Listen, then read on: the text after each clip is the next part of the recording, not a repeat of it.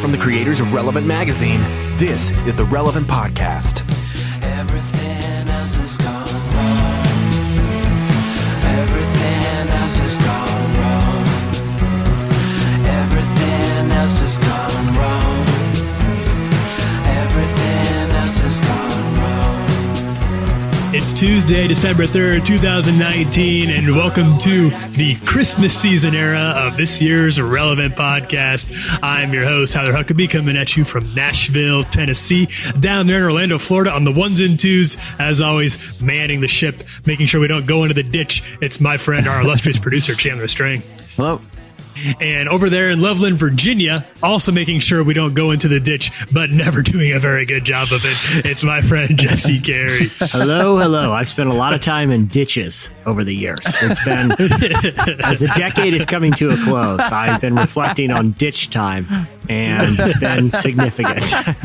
As the years go on, it's a little more ditch time, less road time. You know what I mean? I remember I have an early memory of getting stuck in a large ditch as a child. Oh, yeah. And I didn't really care. It was all right down there. It was one of those big concrete ditches. And me and my brother were like, trying to, we had some contraption that we made that was like a coffee. Mm-hmm. This is back. It sounds like when I describe this all of a sudden that I grew up in the era of like Newsies or like Huckleberry Finn, but it was before like Fortnite. And so we had like a coffee can and a string, and we were trying to dip it, and we were pretty far from home. With like, again, this is before like there was like the free range children movement. This is just when kids just walked out of the house and just didn't return for hours on end, and parents really didn't think about it. Like, I don't know. Before the PC PC SJWs made you keep tabs on your children 24/7. Yeah, like I don't know if this is something that still happens anymore. But back then I didn't think about it. Like literally, it wasn't like, hey, going out. It was just like I'm just walking out of the house as a 9-year-old, and I don't know when I'll return. And literally, we found a cool like concrete drainage ditch. And we had this contraption to like put down there and get tadpoles out. Of course, we immediately drop it. And I'm like, no big deal. I will crawl down there and retrieve it, and we will get all the tadpoles that we need. And again, I'm down in the ditch and I have no way out. Once I'm down there, I didn't think about how to get out. My brother tried to hand me a stick. And again, as I'm talking to it like this, it sounds like me and my brother were characters in a Mark Twain novel. But I spent quite a bit of time. I spent quite a bit of time down in that ditch that afternoon while my brother went and got my parents. And I'll be honest, I think he took his time. I think he may have run a couple errands on his bike. I think he may have gone to a friend's house and just left me in that ditch longer. But ever since then, I've been comfortable just diving right into the ditch and hanging out down there. So that's where we are. When you're a little kid, at least if you grow up sort of out in the country when you're a little kid, your first instinct with a lot of problems that come up is like, get a stick. Remember those? That's where it's sort of like option one. If that fails, we'll resort to calling in the adults, the grown-ups. But first, let's just see if somebody can grab on to either if some leaves or a branch or something around me that I pick up can help solve the situation. And I don't think it was ever very successful, but you had to try. It's like, finding a stick as a child is basically like your first introduction to the scientific method. Like, see a cool hole in the ground? Let's jam a stick down there, see if anything comes out. Let's see like a cool looking nest of some sort of wasp or hornet or something. Better go poke it with a stick. Your friend giving you trouble, whack him with let's resolve this over a good old fashioned stick fight. As kids, sticks were really a valuable resource. I think because part of it had to do with just how plentiful they were. You always had a few sticks around. So you had to go with you had to work with whatever you had. You could build homes out of them, and people did. Make a nice little tree fort. I don't know, Chandler, were you where you grew up out there? How big was the outdoors to your childhood? Well, growing up, we lived in the woods, so pretty big. Yeah, that'll do it. Yeah, I would imagine pretty big. Definitely pretty big. Be hanging out in the woods. Chandler, we've known each other a long time.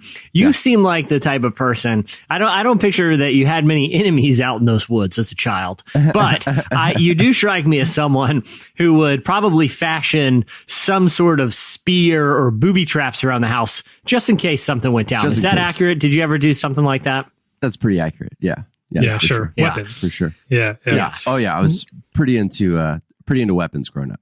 Yeah, I mean, I don't know why kids have like this fascination with booby traps. It's as if like, and a kid booby trap, there's like, you watch Home Alone and you're like, okay, how hard could this be to protect my house from invaders, you know? But I mean, literally, it's just like digging a hole. And like the only booby trap you really know how to do as a kid is like you dig a hole and you cover it with like sticks and leaves and hoping that someone will step in it, you know? Like that'll trap the burglar. He'll be down in that hole and he'll never get to me. You know, I'll be able to call the police. I'll be a local hero. When in reality, as a kid, you don't have the ability to dig that deep, and your dad sprains his ankle cutting the grass, and you just get in a lot of trouble. That's, and then you get your stick privileges taken away. Home Alone had a weirdly big influence, an outsized influence, I would say, on like growing up in the late 80s, early 90s. That part of Home Alone really did a number on those of us who were like, well, I don't have a plan ready to go in case Dubra. I need to be. I'm way underprepared for the wet bandits to invade, especially at Christmas time. Like, I don't know what I would do if my mom left. If mom and the rest of the family head out and they forget that I'm around, that they just leave for Christmas vacation and leave me at home. Kevin was much more resourceful than I would have been. Oh man, I would have been starved. I would have starved, and they would have ransacked my home for all the valuables. And you know, because here's the thing: I didn't have a tarantula. I didn't have any cool pets growing up. That's true. And also, my BB gun was confiscated literally the day I obtained it. Like I immediately lost BB gun privileges, and frankly, they weren't too crazy about me finding sticks after a while. So I would have been. Like, you know, my homemade nunchucks were all I had.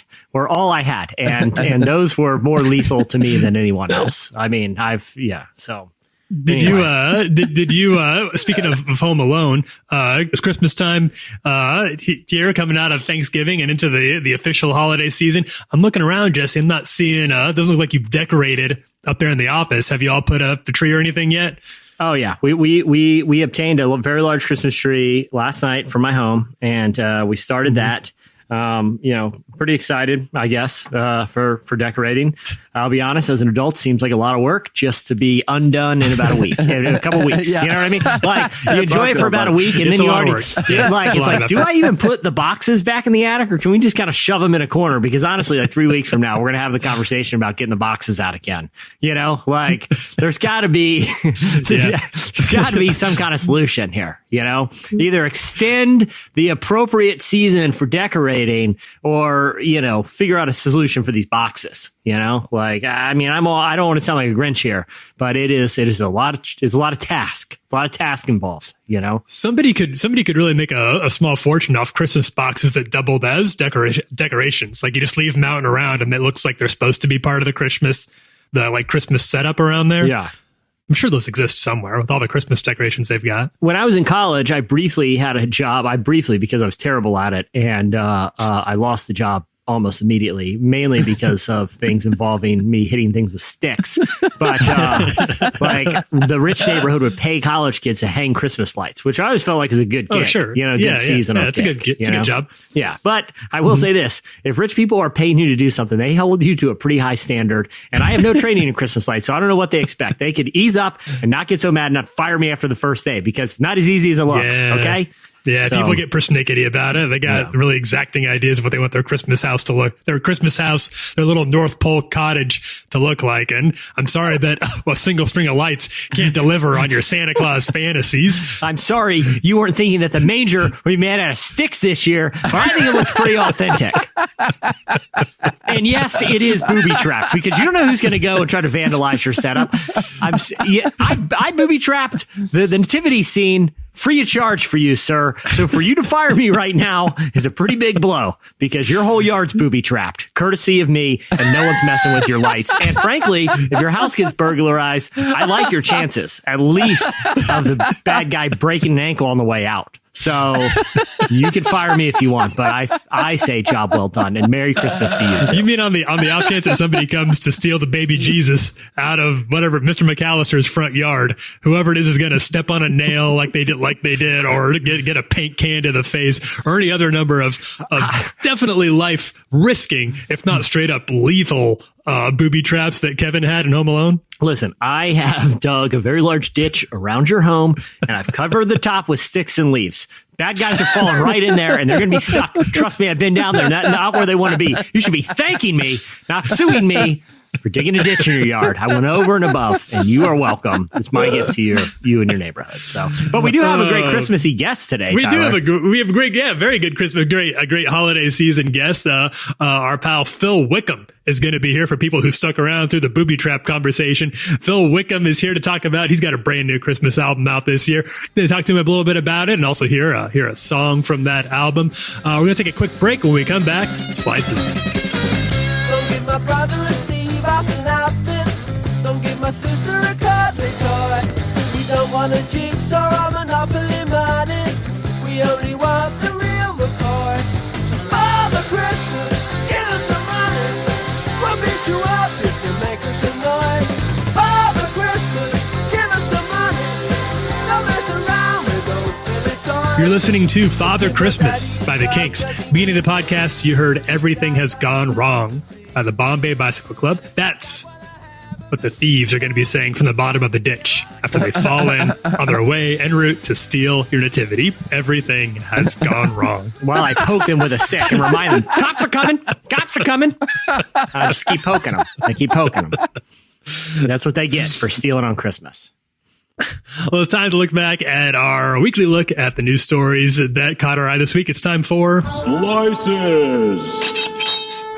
Jesse, what do you got? Well, just when you thought conversations could not get more inconsequential than hoarding sticks and child ditch stories, I do have two completely inconsequential stories, but I wanted to bring them because it's that time of year. And like, I feel like we got a lot of great content coming, but, a couple more breezy items. Both of these were things that people sent to me on Twitter that I felt the need to address. One is related to our conversation about the app Cameo, which we talked about last week because so for some context, this app allows you to essentially pay various celebrities, and I say celebrities somewhat loosely, to record video messages. And depending on the celebrity, they'll record whatever you want. Someone paid the lead singer of Sugar Ray, Mark McGrath, I think it was like $150 to break up with her boyfriend. And he did an incredible job. He was very gracious. He was inspiring, and he delivered the hard news with a heart that only Mark McGrath or a member of Sugar Ray could do. We talked about it at length. Life affirming. Yeah, we had Derek Miner on. He gave us his 2 cents. He seemed to like this idea. Well, somehow I missed this earlier this year. It's the end of not only is it the end of the year, it's the end of the decade. We're looking back to some of our favorite stories and content over the years later in the show. But I wanted to talk about this story from back in February. Here's the headline. Oh, okay. Here's the headline. It came from Huffington Post, and I'm going to dig into it a little. For $5,000, you can hunt Bigfoot with Jose Canseco. Jose Canseco is one of the 2 members of the Bash Brothers, a very, very large baseball player. I'll just say this. He played at the height of the steroid era, and he still is one of the most massive human beings ever. He's kind of a strange cat, has said some potentially problematic things, but is kind of a weird icon of the 90s, Active online still. Very active, unfortunately. Maintains a very active and I would say probably ill-advisedly loquacious Twitter presence. Yeah, he sounds off and gives his opinion on a lot of things that no one asked him to. But back in February this year, this kind of shows the interesting moment we're at with internet culture and also celebrity culture, where they've sort of merged and made celebrity culture like a lot more obtainable. Like with Cameo, you can literally hire, someone that other people know to record messages for you for a small fee. This one is more, is $5,000. But back in February, Jose Canseco tweeted these 2 messages, and forgive me for listeners that have been following this story since February. This is what Jose Canseco tweeted. I'm going to read both tweets. Go on a Bigfoot and alien excursion with Jose Canseco. Contact Morgan Management at, and he left a phone number. The following tweet said, come spend the day with me and my alien buddies. I'll show you Bigfoot and a real alien. call Morgan. And he left the phone number. Now, I did call Morgan this afternoon. Okay. I wanted to see if this, listen, I am a journalist, consummate professional, and I need to know if this offer still stands, because I don't feel like you post something a real alien, and he says, I'll show you Bigfoot. Unfortunately, went straight to voicemail. I can only assume that whoever's phone this is just has been inundated for months. Sure. But the Huffington Post back in February was able to get a message from Morgan, who Jose Canseco just assumes we should know who Morgan is. Just call Morgan. He'll set this up. Listen, I'm promising an alien and Bigfoot. Morgan will deliver. Just call him. He'll figure out the deets. Here's the message Huffington Post got. Spend the weekend with Jose for $5,000 cash. It does specify cash. I hope that Jose Canseco just wants it like in a greasy old brown paper bag. Not even a briefcase. Just throw him the paper bag. Unmarked bills left in a dumpster behind the local Hobby Lobby. Where Morgan lives. Only 5 lucky individuals will get a golden ticket. Oompa Loompas ain't got nothing on Bigfoot. Travel in his... Here's where it gets interesting. Okay. Travel in his custom RV to authentic alien sightings and proven Bigfoot habitats. Camp out in the wild. Tell stories and maybe meet a real Bigfoot. You never know what's going to happen with Mr. Canseco. Parentheses, food included, only serious inquiries, please. Now, I don't know what's more terrifying. Going out and to a Bigfoot habitat and to find also an actual alien, or to spend a weekend in an RV with Jose Canseco. The latter sounds far more terrifying. I think you're going in without much regard for your own personal safety and well-being, because there are any number of things that could happen to you on this. Really, none of them good. No, I don't see any out. Like, let's say hypothetically, you and Jose Canseco do run across a Bigfoot. What then? Because if I'm encountering Bigfoot, maybe the last person on this earth I want to be with is Jose Canseco.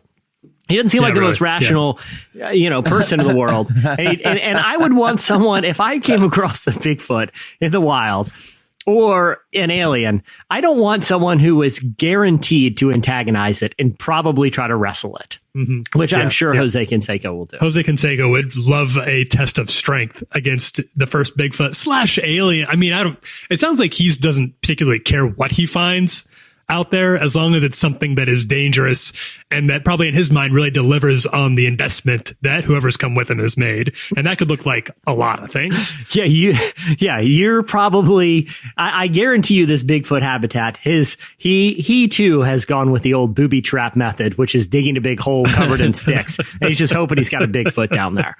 I really love the idea. It's quite a business venture. Yeah. So hopefully they return my call, because I want to see if this is still on the table. And dear listeners, there are a lot of great causes for people to give to, and I encourage them to. But if anyone wants to set up a GoFundMe for me to go Bigfoot hunting with Jose Canseco, I will gladly do it. Maybe we can match donations or something for a good Maybe cause. This could be another return to like the Nickelback challenge or Trapped in a Cage that we did a couple of years ago. Like if we could get this together and fund, you could, this money could all end up going to charity water or any other wonderful cause this time of year. Except for $5,000 of it, which will be used for me and Jose Canseco to hit the RV, get in the old, jump in the back and hit the desert for a weekend, and I will tell the tales. I feel call up your mom and dad, get the BB gun back. You're going to need it out there.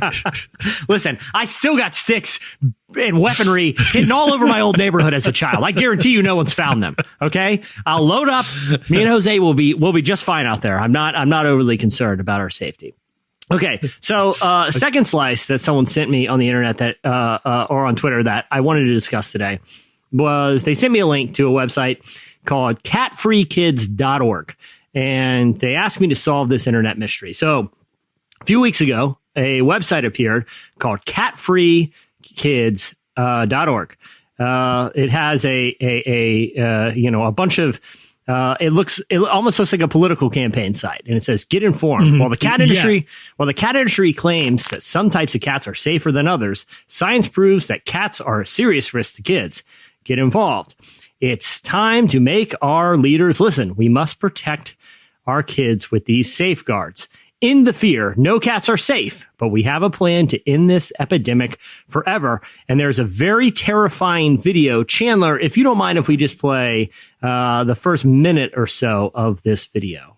There's a new epidemic spreading. It's not underage drinking. It's not texting while driving. It's not vaping. Scientists say it can change your brain, releasing dangerous parasites into your body. Most importantly, it's addicting a new generation of our kids. It's called catting. The cat industry would like you to believe that cats are just cute and innocent, but the facts tell a different story. So I couldn't initially. This all seemed like some kind of weird practical joke, like that catting, hanging out with cats is some nefarious type of activity that needs to be stopped. And I was very confused looking through this site for a second, right? Were you as well? I forget how you even stumbled across this in the first place. Yeah, someone sent me on Twitter to say if what I could find, because then I even went on their Twitter account. And this is their Twitter bio. Their Twitter bio. The cat industry had their dirty paws on our media, government, and kids too long. Now we're clawing back. # in the fear. Now, I don't like cats. I will go right down there and say this. So if this was just someone with a massive amount of time on their hand and a massive amount of money to create a very slick looking website and video to prevent people from owning cats, that's fine with me. I'm not a big fan of domesticated animals. I'm not a big fan of pets. Too much work for me. Right. But I was curious as to what this site is all about. But eventually I found thanks to Reddit and kind of clicking around, I found what the objective is of this campaign. This is actually an anti-vaping campaign. So it's an anti-vape. Is that a double negative? That's a double. So it's pro. Okay. It's not so much pro. Well, I guess technically it's pro vaping, but it's the anti-vaping movement. So as some listeners may be aware, recently, in the last couple of months, there was like sort of a health epidemic where a lot of people were getting sick and some people had even died after vaping. And as a result, there was a lot of talk of legislation to come down to regulate the vaping industry. The president famously spoke out against vaping. And so there were sort of these I don't want to say knee-jerk reactions, but it was before doctors really had an idea of what were causing this vape-related injuries, which, the legislators kind of, like I said, took a knee-jerk approach and started talking about ways that they could prevent people from vaping, particularly kids, which that's a good thing. You don't want kids vaping anyway.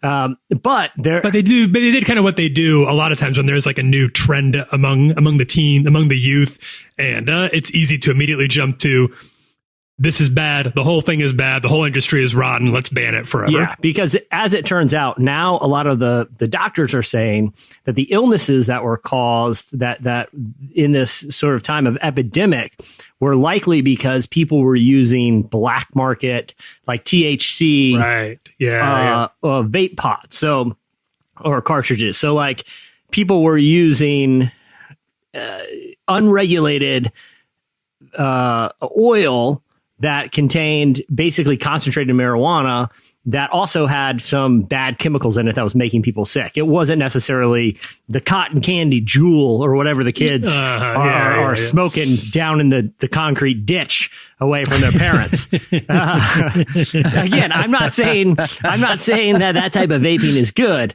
but that's likely not what was causing all of these people to get seriously, seriously ill. So on their website, if you dig around long enough, you'll find this. This is a quote from the website. There are very powerful industry-funded voices pushing for bans that make even less sense than banning cats.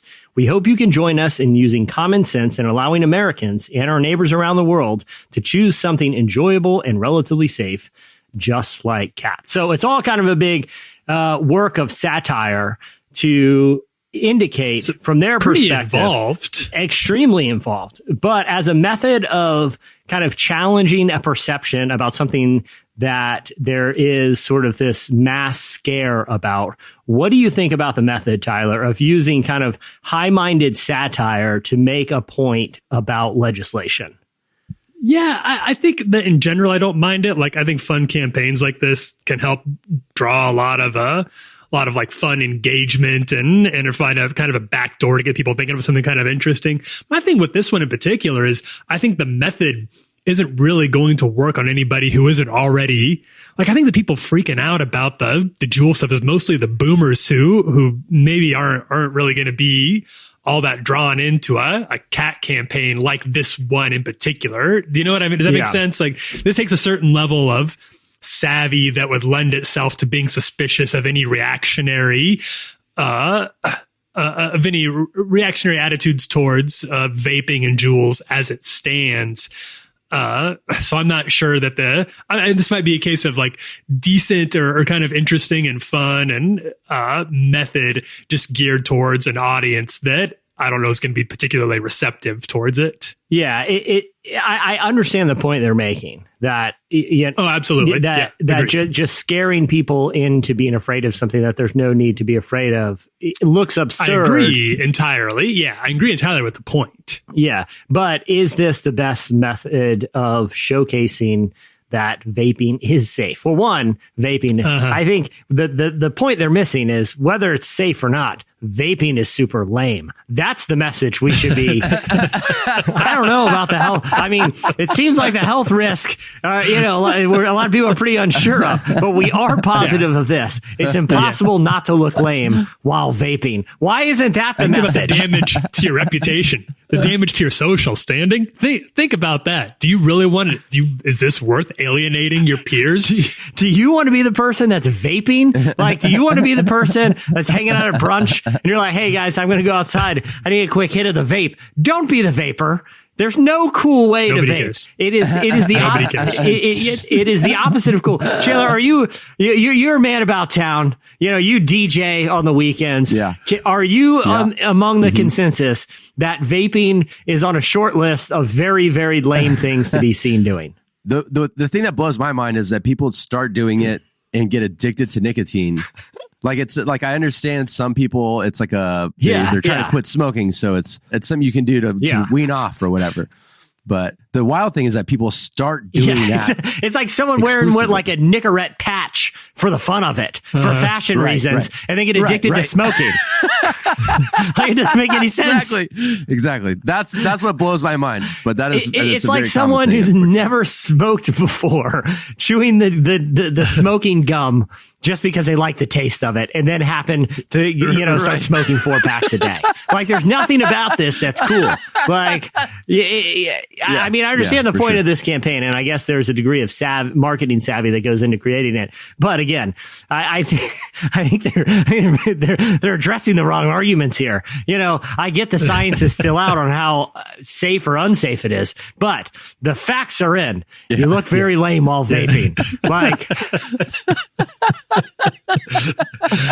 like your body can heal. Your social standing will never recover. It's like shopping at a Hot Topic when you're 10 years too old. You just don't want to be in there. You don't want to be seen in there. That's what vaping is. Vaping is popping in Hot Topic when you're way too old to rock that Nightmare Before Christmas ironic sweater this year. Like, it's just not like if you're tempted with guy liner, I would suspect that you might be in the vaping demographic, and we're just giving you a warning right now. It's not a great look. It's just not the look you want to be going for. So.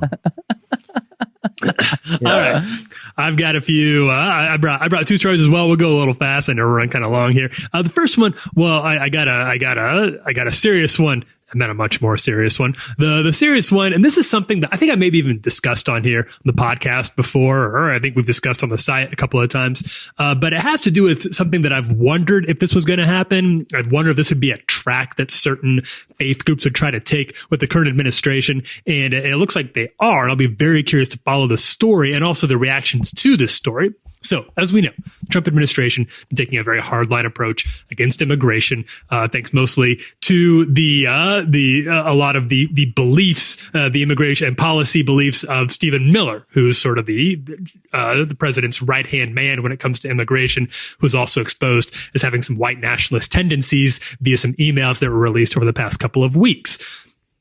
Now, there's been a new cap set on how many refugees the Trump administration is going to allow in 2020. It's going to be 18,000 refugees total. It's still a historically low number. It's a record low.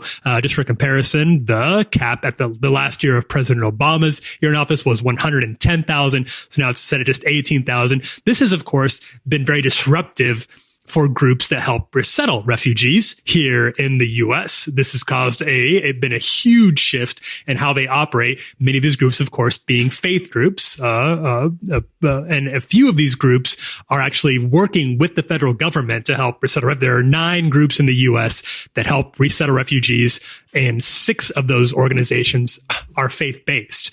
Now, 3 of those groups have actually banded together to bring a lawsuit to the Trump administration, saying that this new track towards immigration and refugees actually represents sort of a threat to their religious freedom, because the Bible, in the case of 2 of these groups, the final group is Jewish. So the Hebrew Bible, or the Old Testament, as Christians call it, commands love and compassion towards the stranger, towards refugees who come in. And they say that because of these new laws from the Trump administration, the new policy, it's a threat to their religious freedom. The lawsuit is being brought by a group called the HIAS, which is the Hebrew Immigrant Aid Society, also Church World Service, and the Lutheran Immigration and Refugee Service. The lawsuit, quote, keeps people of faith from fulfilling their faith calling and missions to welcome the stranger. So this is something I did wonder. I know that religious freedom is a big concern for people on the right and the left, obviously. You don't really hear religious freedom arguments coming against the Trump administration very often, because the administration has been so forceful in its messaging to faith groups about religious freedom. So this sort of goes against that narrative in an interesting way.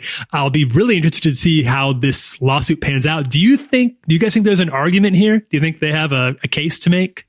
I think it seems like it. I mean, this is the same legal defense from that we discussed last week. That's correct. As it related to the story about there was an activist who was arrested because he would leave like water bottles and supplies in the desert to help immigrants who were crossing the border, basically to prevent people from dying out in the desert. And his legal defense for that was that him doing that was was part of his free exercise of religion, that his religion commanded him to help immigrants and to help people in need. Yeah. So it's sort of a similar legal argument that by restricting the number of refugees that come into the country, it inhibits our biblical calling to serve those immigrants and refugees. I mean, I'm not a legal scholar, but I like the approach. I do too. Because mainly because even if it's an unsuccessful legal strategy, at least it helps people view faith, particularly in this case. I think you said it was a Jewish organization as well as a Christian organization. Is that right, Tyler? 2 Christian organizations and a Jewish one. And particularly those faiths as serving refugees and immigrants being so important to the core of exercising those faith practices, that by restricting the access to those people to serve, that actually inhibits our ability to practice religion. I think that's a very good perception to create. Even if it doesn't win the legal argument, at least it creates a perception that our faith compels us to help people who are in need.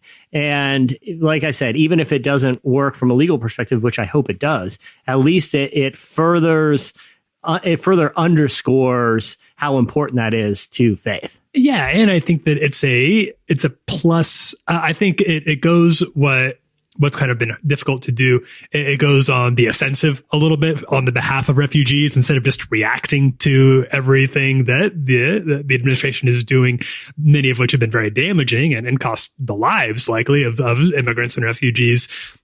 Sort of taking the fight to not just, like you said, not just a lawsuit case, which again, I'm sure there are attorneys and people with more political savvy than I have who would understand the likelihood of this case to succeed better than I do. But I think the narrative, like you said, is a really good one, and puts the administration and people who are supportive of this administration's tactics towards refugees. It makes them have to answer for how this is justified, which I do think biblically is a difficult one to do. Yeah. So I'll be really interested in following this, and would really like to hear from some of the people like Franklin Graham, Jerry Falwell Jr., these gentlemen, what they think about this, because I think they make a good biblical case, whether or not whatever the legal ramifications of it are. Yeah, I agree. I think it's certainly an interesting one to watch. That falls right at the intersection of not just legislation, but also what we view as a core principle of our faith. Mm-hmm. Exactly. All right. So the other thing I want to talk about, this is even more serious, and I'm sorry to bring two very heady. I'm sorry to bring so much gravitas to this, but I don't. These stories choose me. I don't choose them. Okay. So I just gotta go with what we got here. Now, Jesse, this is more my lane than yours, but as I'm sure you know, the recent attempts at adapting Superman for the cinema have been fraught with complications. I haven't even watched the DC ones with Ben Affleck with Batfleck and Henry Cavill. Yeah, Henry Cavill. I haven't even watched those. Like they just are. I'm not interested at all. There's no reason that new take on Superman. Yeah, they're not very good, and it's especially tough because there've been I've got a lot of fond memories of watching those old Christopher Reeves ones growing up. So the folks over at DC and Warner Brothers, who owns DC and is making these movies, are trying to figure out, according to them, how to make Superman relevant for a new generation, right? And obviously they're struggling.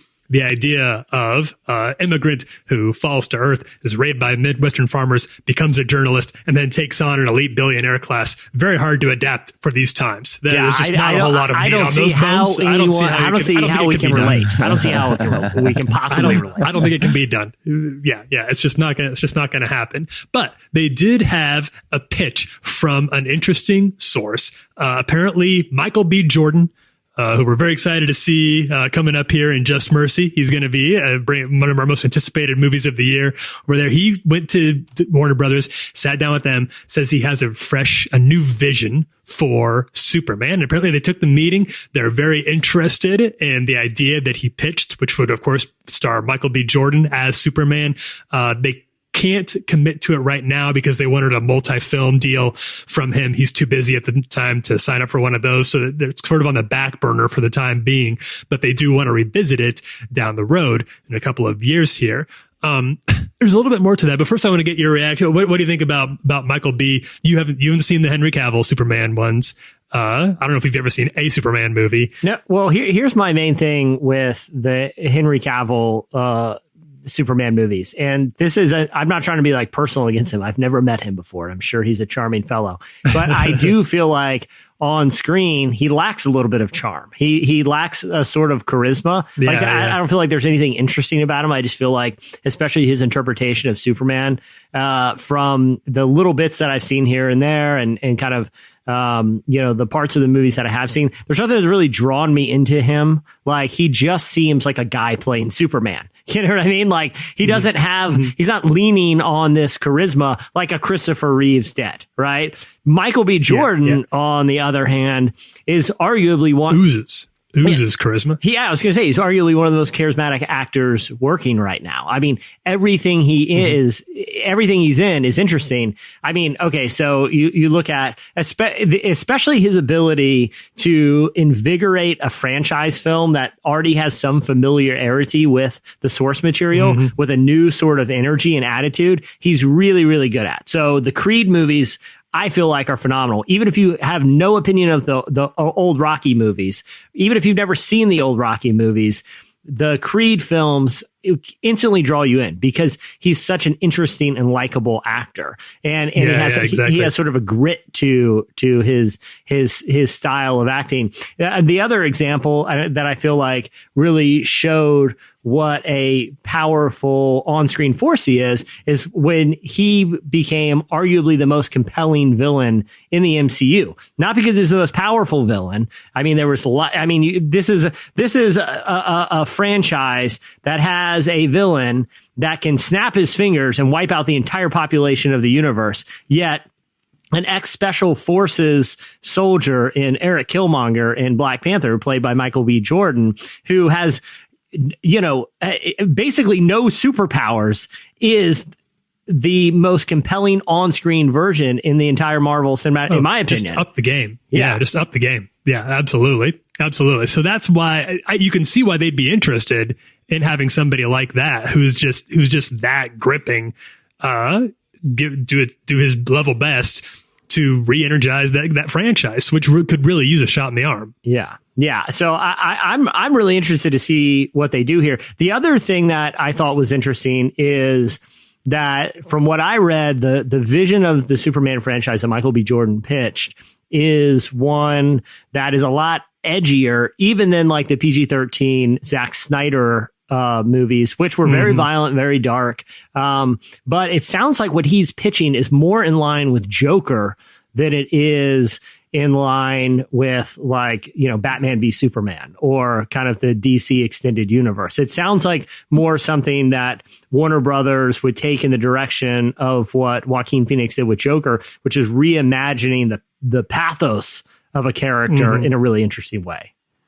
And I think obviously Joker made enough money where DC's like, yeah, we want to do more of those types of movies, because that movie made $1 billion and it was whatever your feelings about it, obviously they're just seeing dollar signs at this point. I did want to read, because I thought this was very interesting. Eve Ewing she writes for Marvel Comics. She's also an essayist, an author, an activist in Chicago. Really love her work. She's done a lot of really interesting work on Black liberation in Chicago, and has also gotten a job writing for Marvel. And she had a really interesting Twitter thread about this that I'm just going to read a clip from here. She said, quote, "My thoughts on the idea of casting MBJ as Superman is that in order for that to work, we couldn't just pretend we live in a colorblind society. That's a joke. If you give me a Black Superman film where he's just as beloved as America's golden boy, you're whack and you lie to yourself. Just dropping Black superheroes into the mix hither and thither can't be just about representation on some two-dimensional-ish. If you're not engaging what it actually means for a superhero to be Black, if you're treating their race like it's incidental and immaterial, what are you doing? If you make a film where Superman is Black, show me the people who constantly doubt him, hate him, mistrust him, and mock him. Show me the Facebook pages where they circulate memes of him. Show me the thinly veiled white supremacist pundits challenging him on TV nightly." And she goes on a little further, but I think that's a really great point, is that you couldn't just you couldn't just swap out Superman's race and pretend like that wouldn't have an effect on how he's perceived by a broader society. And I'm not saying that wouldn't be an interesting movie. I think it'd be a very interesting movie to tackle that. I think it'd be a great idea. I just don't know.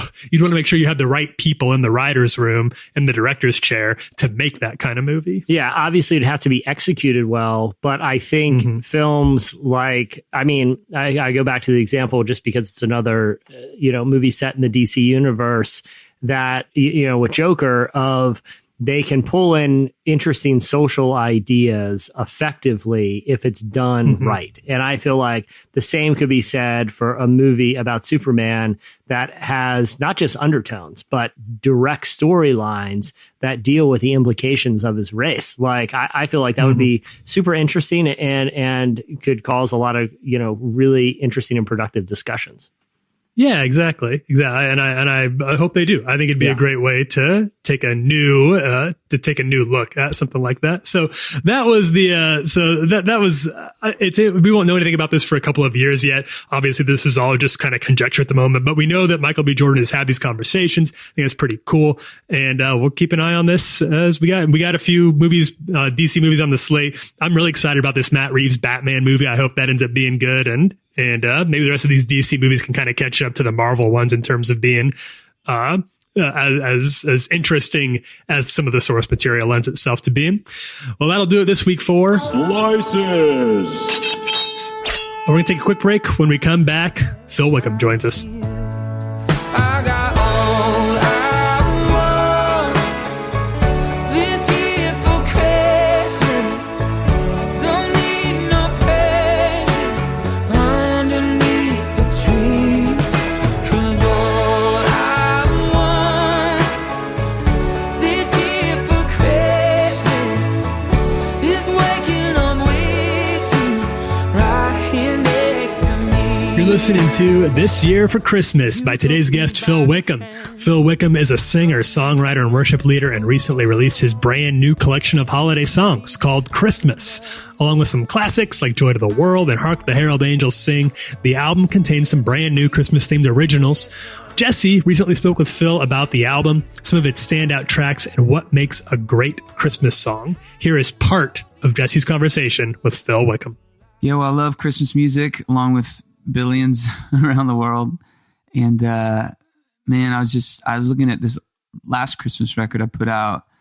It's called Songs for Christmas. And man, it's kind of stood the test of time over the last 8 or 9 years since it's been out. I've been playing those out on Christmas tours, but it just felt like it's almost been a decade since the last time. And there's some songs that have become some of my favorite songs ever written, like Joy to the World and Hark the Herald Angels Sings. I've been going out on a Christmas tour every year with some buddies, and we sing some of these songs. And when you sing them every night, the depth of the lyrics just kind of start to sink in. It becomes less of like a lullaby you heard it when you were a kid or something you heard in the back of a Lexus commercial during Christmas, but it becomes, you start realizing how deep these lyrics are. Hark the Herald specifically, that song is just like, it's crazy how well written that is and epic the language is. And so I just thought, man, I'd love to put out a record with my take on some of these songs. And then also, since the last record, I've written a couple Christmas songs,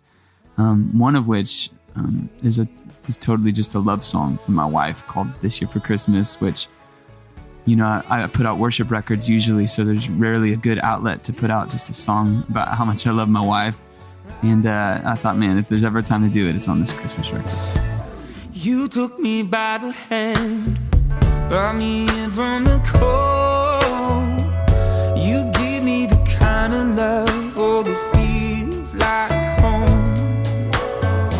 Every season together, I'll be there by your side. Through all of the highs and the lows, it's a wonderful life. And something about this record, I felt zero pressure across the board, which was maybe why it's one of my favorite records I've ever recorded. Because really, the only stipulation that me and producer Jonathan Smith is really mostly just us working away in the studio. We brought in a couple musicians.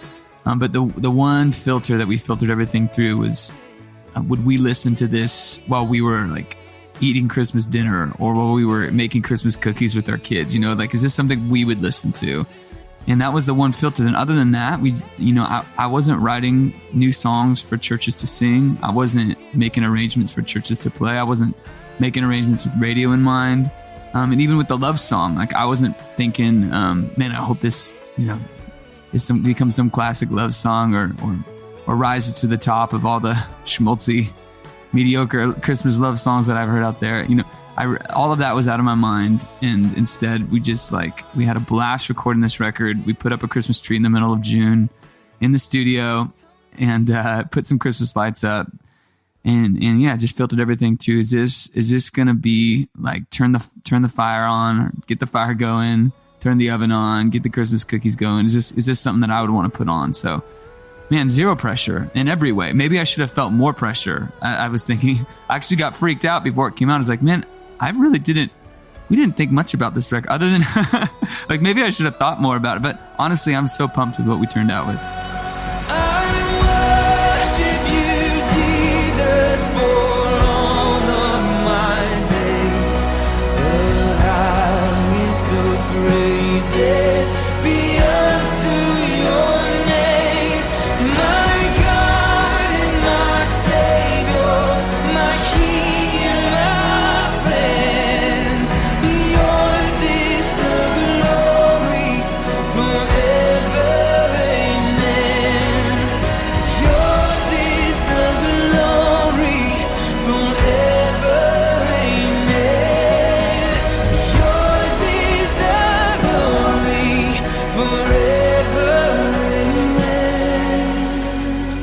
Christmas tour, like Texas through Southern California, which we just pretty much steer clear of all snow in America, and just stay in the South, and we needed like an upbeat song to start out the tour a few years back, and so just out of necessity, I worked up this version of Joy to the World and sent it to the band, and they were all into it, and so we've been playing it this way for like 4 years live. And so it felt like, man, I honestly, when we finally record the record, I'm like, finally we can get this version down, because this has always been a special moment to start the night out with that. Like, it's something about the arrangement and the energy, and then adding this other hymn into it, joyful, joyful, joyful, joyful, we adore thee, going to that. It just like, it's like that beginning of the night. People just like kind of get fired up and stand to their feet, and so really, It was a no-brainer. Honestly, a big reason why I wanted to record the record was because we had versions ready to go of like Joy to the World and Angels We Have Heard on High, and some of these new songs like Face of God had already been out there in the world and are living on YouTube in various iPhone version forms, and I just thought, man, I'd love to get some legit studio versions out where we could share it with more people than just the people that come to the Texas and California shows.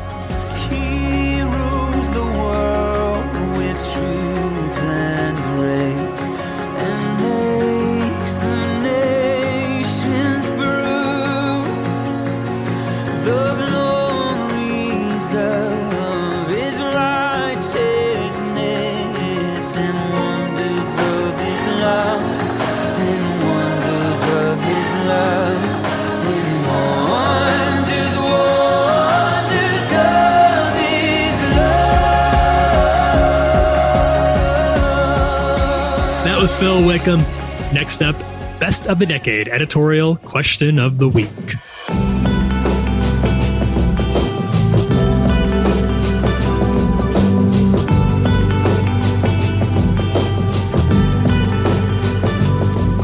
You are invited to come and see the transparency and accuracy of the NET Bible. The NET, which stands for the New English Translation, is the newest complete English translation of the Bible now available.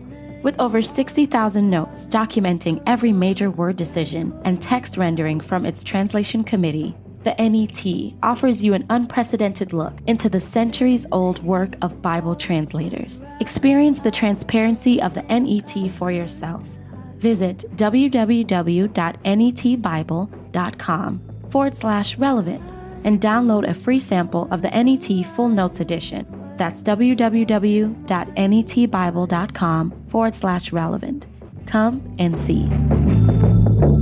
Trolling dragonflies in my paperback suit. You're listening to Paperbacks by Arlo Parks.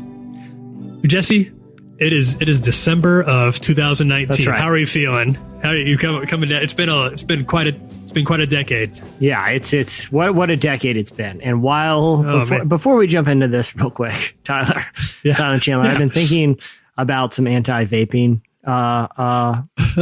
analogies real quick before we jump into the best.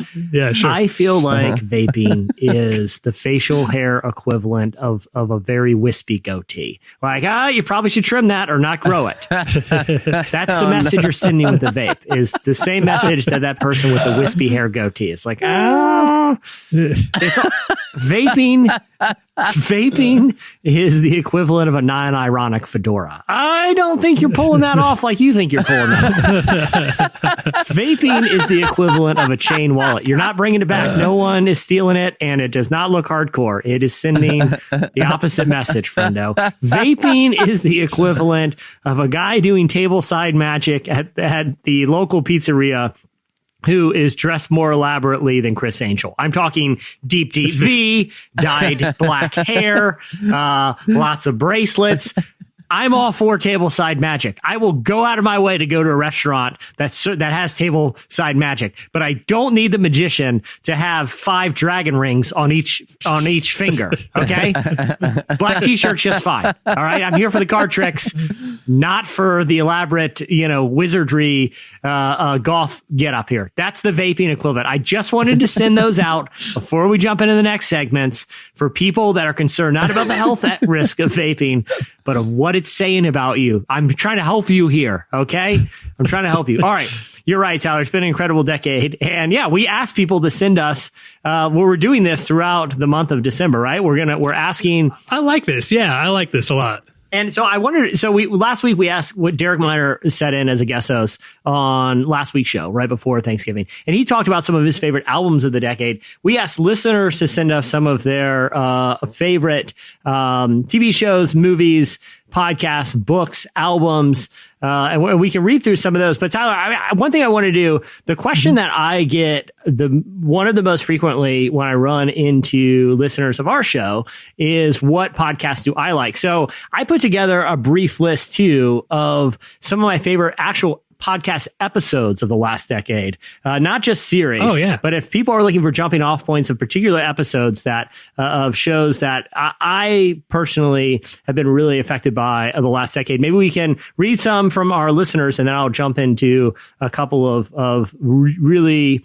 of some particular hours of podcasts that I really enjoyed, in the last decade. But first, maybe we'll read a couple of things that our listeners sent us. Yeah. So you asked for favorite albums, favorite movies, podcast episodes, TV, all kinds of stuff. So let's go. A lot of people responded. Let's see. Rebecca, her favorite album of the last decade was The War on Drugs, Lost in a Dream. Tyler, I know you're a big War on Drugs fan. On my list. Yeah. That's on my list for sure. On my it'll crack my top 10. I did on Twitter. I put together a thread of my favorite 4 movies and albums from every year, and just put those together for people who are interested. A little Tyler trivia. I'm not saying there's going to be a test or anything like that, but you can go check those out there, and then I'll be winnowing those down in the coming weeks here. But Lost in the Dream for sure making that final list. Rebecca, she's got a really good list. She has interesting taste. Like, I feel like the TV shows, she said there are so many, and I feel like the ones that she picked, you could definitely make a case for: Mad Men, Westworld, and The Marvelous Miss Maisel, all of which have received a lot of critical acclaim. The interesting choice that Rebecca chose for movie is one that I probably isn't going to be on a lot of lists, but I think it's worth mentioning because to be honest, I never saw it. After I read some of the reviews, I abandoned it. I will say this: I talked to our old friend Tyler Daswick about this at one point. This may be one of the best movie trailers ever. Just as a trailer, it has a great song. It has a Monsters of Men song. The visuals are stunning. The film is The Secret Life of Walter Mitty. It actually makes Rebecca's list of the top films of the decade. If you don't have time to go see the film, trust me, go watch the trailer on YouTube. It's one of the greatest film trailers in the last 10 years. It's just really, really cool. And Rebecca, you are not alone. I have a friend who would say favorite movie of all time, Secret Life of Walter Mitty. Wow. Yeah, a good friend. So I know there's at least 2 of you out there. Yeah. Walter Mitty fandom, represent yourselves. You're doing great. You got a great trailer for your favorite movie. I want to mention Rachel. Man, she had a ton. I particularly like some of her TV choices with Stranger Things, Bob's Burgers, which is a show that I feel like doesn't get enough attention. Abstract, The Art of Design, Queer Eye. She had a lot of big Netflix fan. Rachel. Yeah, sure. All Netflix stuff. What's interesting is on her list of movies, Black Panther, The Help, Hugo, Easy A, Pitch Perfect, also has The Secret Life of Walter Mitty. So there's a lot of you. I didn't realize this film had such a cult following. Maybe we need to revisit it. Maybe we should do a little like Relevant takes a look back at the movies that shaped us. Secret Life of Walter Mitty. Yeah. We have a ton. Do some of these other ones jump out to you? So many great ones. A lot of people for podcasts at the Relevant Podcast. Thank you very much. It's nice of you. We like it. We try to do. Micah's on my level here. I like some of the movies that he's got. He's Avengers Endgame, a little bit of recency bias maybe, but can't deny it's a good movie. He really liked this. I like when people have a movie like, everybody's going to have like The Social Network on their favorite movies of the year, right? There's going to be those ones that are going to transcend, going to be part of everybody's, some of the like the La La Land, some of the Marvel movies. Yeah. But not many people are going to come through with Godzilla King of the Monsters, which he put on his list. Also, 21 Bridges, that just came out. That is like daisy fresh. That's like, if it's best of the decade. Yeah. I didn't even know it was out yet, but obviously Micah's seen it and he's all in. He's all in. All of his movies are from this year, which makes me think he might have misread the question and thought it was just favorite movies of 2019 because he has Avengers Endgame, Godzilla, 21 Bridges, and Captain Marvel. Those are, and then I think it's the same thing actually for all of these. But hey, that doesn't mean they're not good. I still like them. So there's a lot. You can go on Twitter and look at more. But if it's cool, guys, can I take a few minutes? Because like I said, this is a question that I get a lot in terms of because I can't wait. I feel like for me, the last decade, my media consumption has changed pretty dramatically. I would say that early in my life, I watched a lot of TV. Later, I watched a lot of movies, read a lot of books. Then I kind of transitioned. I went to like a heavy music phase, and I still try to keep all of those things part of my life. But in the last 10 years, there's been no, medium that I've consumed more of than podcast. Right. I listen to podcasts. It's your thing. Yeah, I listen to it every single day, and I have listened to them almost every single day for the last 10 years. And there's a couple episodes of different podcasts. There's some recency bias here, but some of these date back quite a few years and these aren't what I'm saying are the best. There's a lot of like really, really great work that's been done. If you're a fan of history, if you're a fan of really deep interviews and learning about things. But these are a couple that kind of stuck out to me that when people ask me like, hey, what's a good entry point for different podcasts? Here are a few of episodes that stuck out to me. There was a short list. Several of these are Gimlet shows. Chandler, I know you're a big fan of Gimlet podcasts, right? Yeah, for sure. They're so good. Reply All is my favorite. Yeah, well, I have actually I have an episode of Reply All on this list, but one of the other shows that was a short-lived Gimlet show is called Mystery Show. Chandler, did you listen to Mystery Show? The host was Starlee Klein, who I think is brilliant. I have not listened to that one. No. So each episode, she solves kind of a low-stakes mystery, and in the episode that I recommend people listen to, it's called Belt Buckle, and basically this guy has when he was a kid, kind of the bad boy in his neighborhood who had the shoebox of treasures under his bed with like firecrackers and old baseball cards and that type of thing. In that shoebox of treasures was a belt buckle that was the most unique belt buckle we'd ever seen. It actually had toast that popped down into a little toaster, and it had like an interesting inscription on the back. And this kid claimed that he found this one of a kind unique belt buckle in a gutter. So the episode of this podcast tries to find where this belt buckle came from, that this kid, he came into his possession 25 years ago. The journey that you go on through this podcast and the characters that you meet while they try to find the origins of this belt buckle are so interesting and so heartfelt and so funny. And I will say this, there is a fantastic payoff in the end. This is one of those podcasts where you will laugh, you will be interested, you don't want it to end, and when you get to the end, you might even cry. It is a fantastic episode, a great hour of audio. It's the Bell Buckle episode of Mystery Show. So that's recommendation number one. Oh, I can't wait. I'm adding it to the list right now. Listen, I'm gonna listen today. Okay, so Gimlet also has a show, one of my favorite shows, called Heavyweight.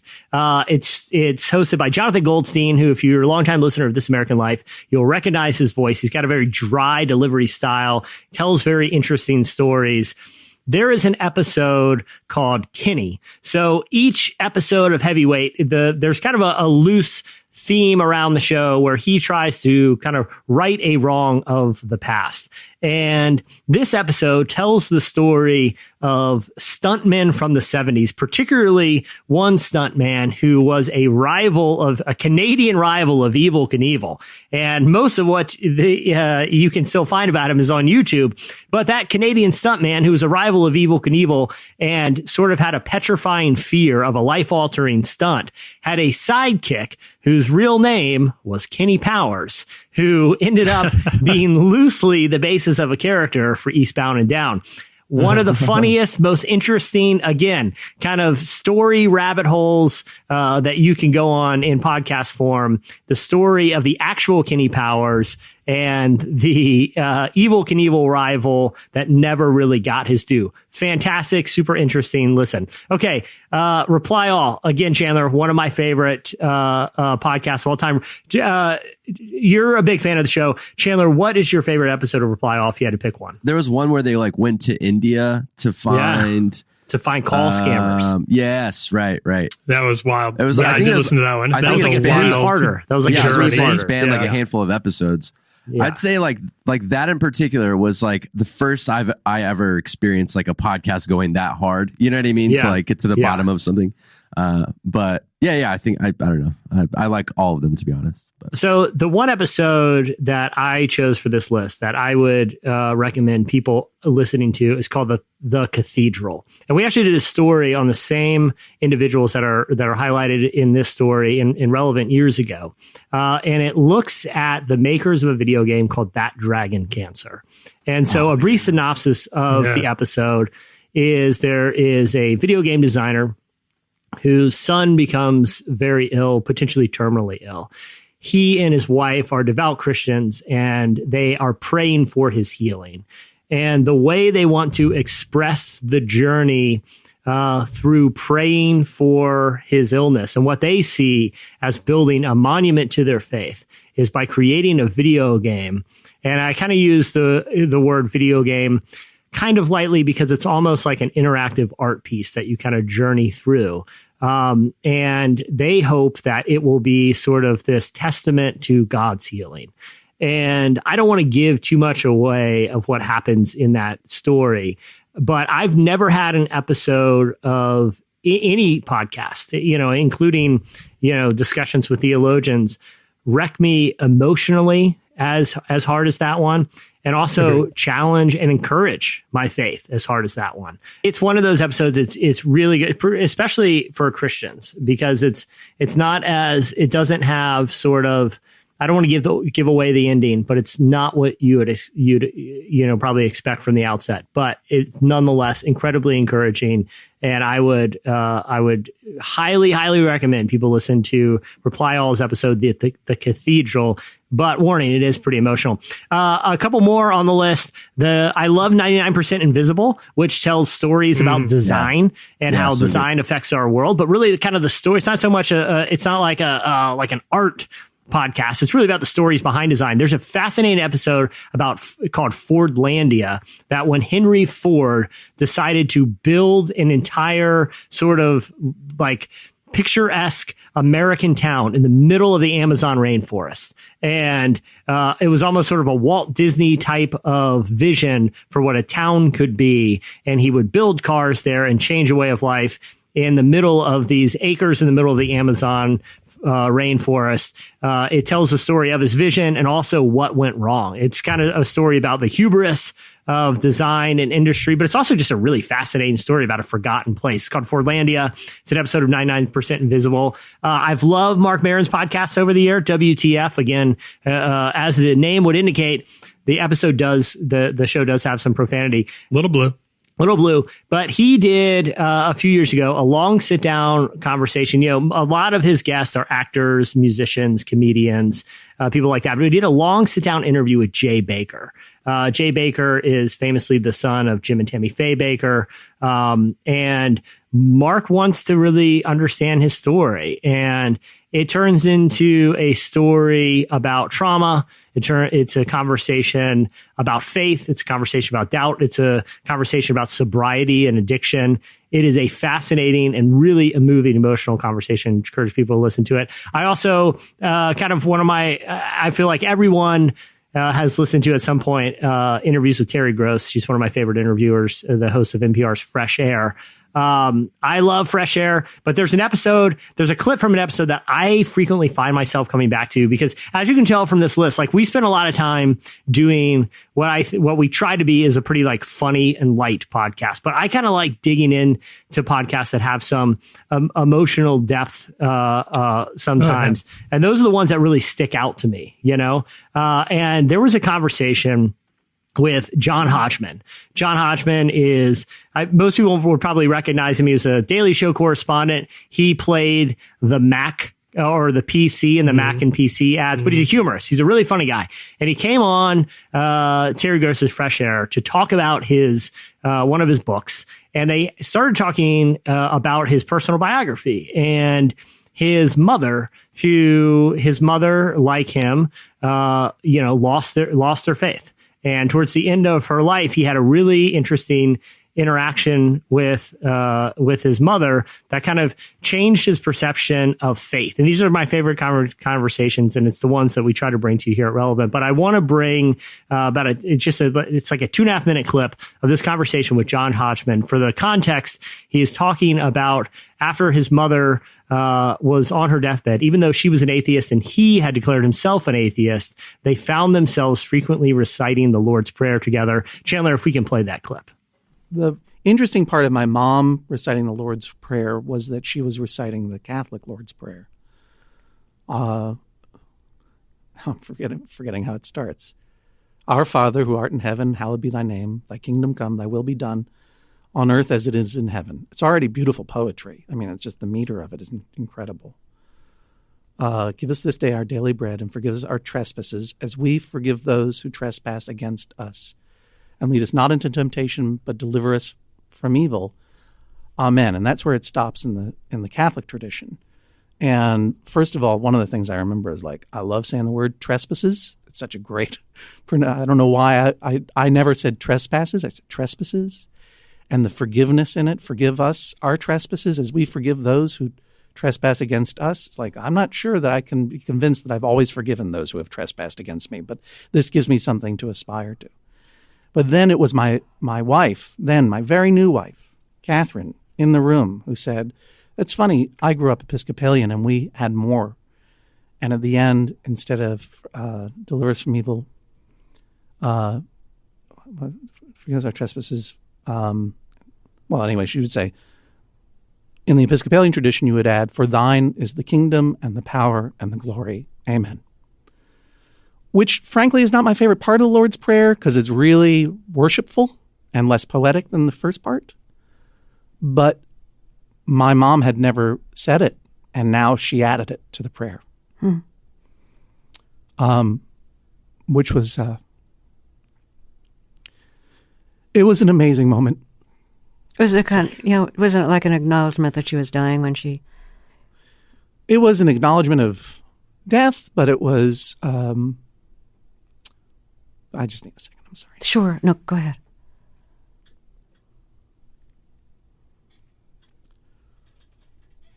It was a gift that my wife was able to give to my mother.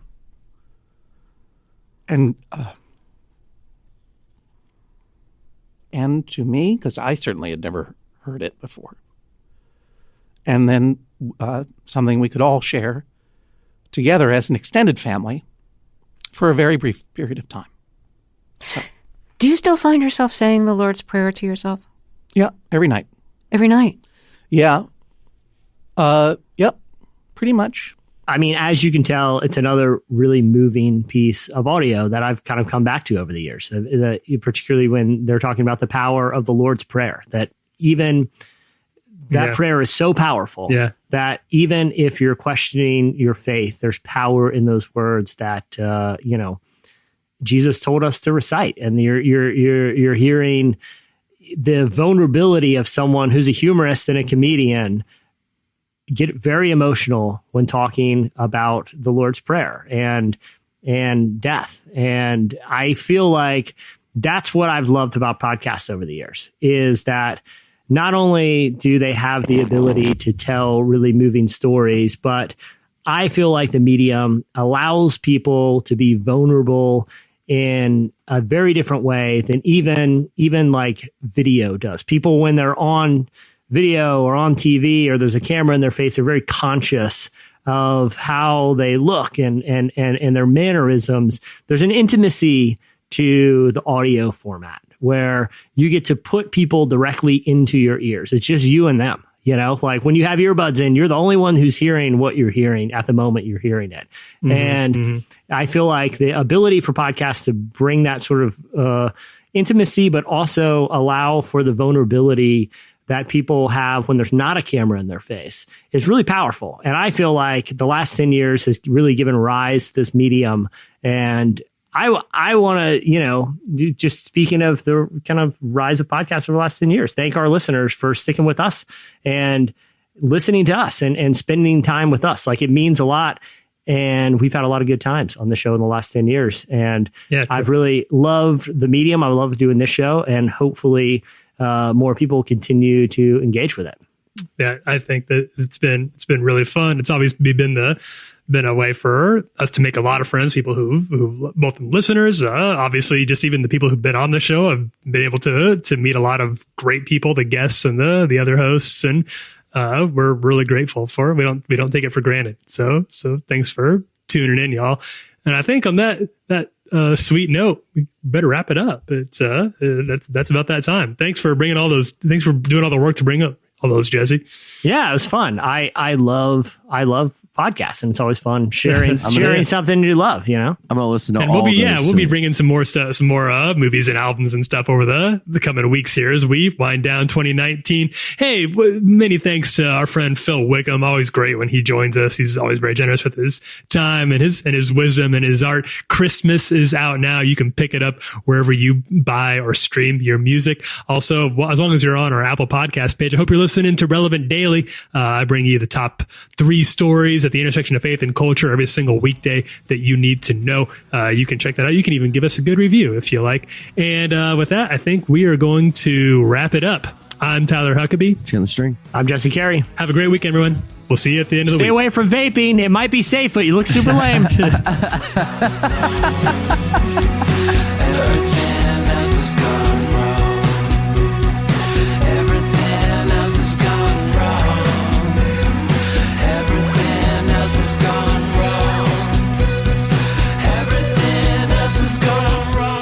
Thank you for listening to the Relevant Podcast.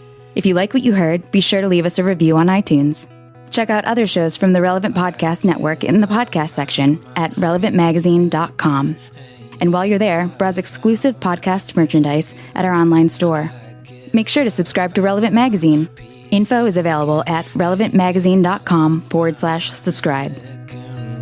I guess I found my peace again, and yes, I found my second wind. I guess I found my peace again.